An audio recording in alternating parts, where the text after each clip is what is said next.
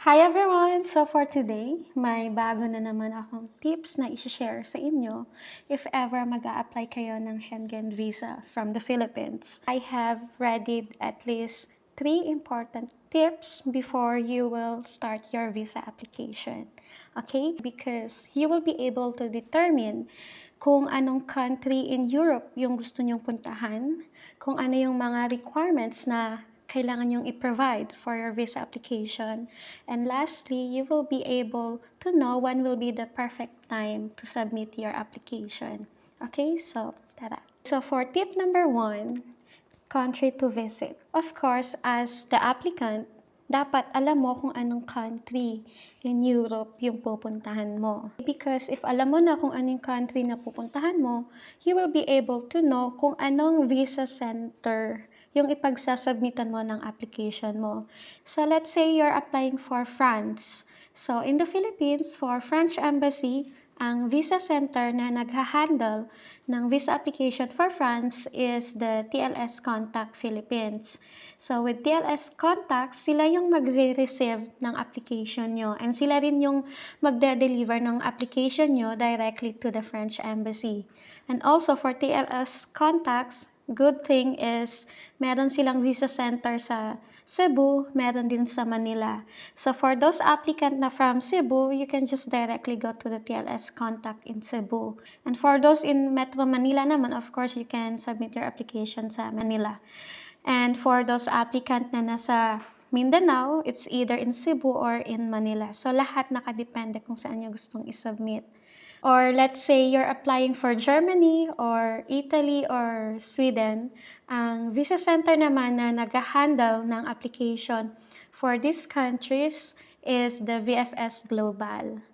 Okay, so if you're applying for Germany, you should know that there are 2 visa center in the Philippines, si Germany. So, isa sa Manila and isa din sa Cebu.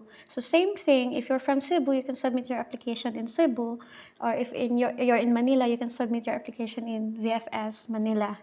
So, this visa center accepts the visa application depending kung saan kayo pupunta in Europe. So, it's either for German Embassy, Italy Embassy, or Swedish Embassy. So, VFS Global yung mag-handle ng application. And take note, bago kayo pumunta ng visa center, you must secure an appointment. Okay? They don't accept walk-in applicants. Hindi nila kayo papapasukin. So, you have to ensure that may appointment kayo. Kasi kapag wala kayong appointment, then there's no way you can submit your application. For tip number 2 naman, it's the purpose of your visit. Of course, as an applicant, you should know kung ano yung purpose ng visit mo. Why? Because you will be able to determine kung anong type of visa ang i-apply mo sa visa application mo. So let's say that you're applying for the visa and then someone will be sponsoring your trip. So yung type of visa na i-apply mo is the visitor visa. Okay? And then if you are someone who will be applying na ikaw yung magfa-fund ng trip mo kasi you have the capacity to cover your expenses, then the type of visa na i-apply mo is tourist visa. So, just stick to this and you have to be mindful because the moment na alam mo na kung ano yung type of visa category na kukunin mo, you will be able to determine kung ano yung mga documents na isasubmit mo for your application. Okay, because there are a lot or there are different types of visa categories under Schengen. So it's either for tourism, like for self-fund, it's either for family visit or visitor visa, it's either for marriage, it's either for business activities, or even for medical visits or medical visa. So, nakadepende to lahat sa purpose ng visit mo. So, it's important na alam mo kung anong magiging purpose ng visit mo so that you will be able to know what is the right type of visa na kailangan mong kunin. Okay, because if you will not know that, there are tendencies na marirefuse ka. Kasi let's say you're applying for a visa na sponsor yung trip mo, pero yung type of visa na ina-apply mo is for tourists, then that's wrong. Kasi Doon pa lang, sa type of visa pa lang, mali na. Kasi under tourist, there are certain documents only na pwede mong i-provide. While sa visitor visa naman, there will be certain documents that you have to provide, pero magkaiba sila. You have to be mindful sa lahat ng informations and sa lahat ng mga documentations na isa-submit mo sa application mo. Because masakit ang ma-refuse. Mas masakit sa heartbreak. I mean, I've been there, done that, so I experienced na ma-refuse nung first time, and it was really disappointing and traumatizing. So if you can avoid this, then it's good for you. For the final tip number 3, assuming you already know the country kung saan ka pupunta, and you already know the type of visa or the purpose of your visit, for the last tip is the travel dates. Okay, so this is very important as well kasi you will not be able to make your application on time kung wala ka pang travel dates. And you have to know 1 month to 6 months prior departure, pwede ka nang mag-apply ng visa application mo. So if you're leaving September, definitely March or even April, pwede mo nang i-submit yung application mo. Kasi I would say that it's best to submit your application earlier kasi in that way, you will be able to save more money, more time, and at least hindi siya magiging super stressful sa'yo kasi you have a lot of time to gather all your documents for your visa application. Dapat nakapag-submit ka na. As long as hindi siya like 2 weeks to 3 weeks bago yung departure mo kasi it's too tight already.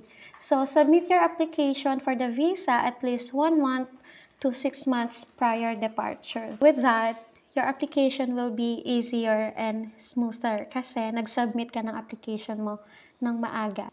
Also, kung mag-a-apply ka ng maaga, then the chances of having your visa will be higher. Huwag kang magsasubmit ng application mo ng 2 linggo or 3 linggo bago yung departure mo kasi it won't give the embassy a window time to assess your requirements or your application kasi nga nag-submit ka ng application is too close na sa travel dates mo. Then, ang mangyayari doon, baka i-refuse ka pa. Applying for Schengen visa requires a lot of time talaga, a lot of effort, and a lot of patience. You know? So, if you want to do this on your own, pwede naman. So, dapat sipagin mo din sa pag-research. Pero kung hindi talaga kaya ng powers mo, and since first time mo to do the application, and then wala kang idea kung ano yung gagawin mo o kung paano ka magsisimula, then that's the only time you will seek help. On top of all, you must commit yourself sa visa application na ito. You have to be serious, especially if you really want to go to Europe. Okay? Because you must be open-minded enough to take all the risk.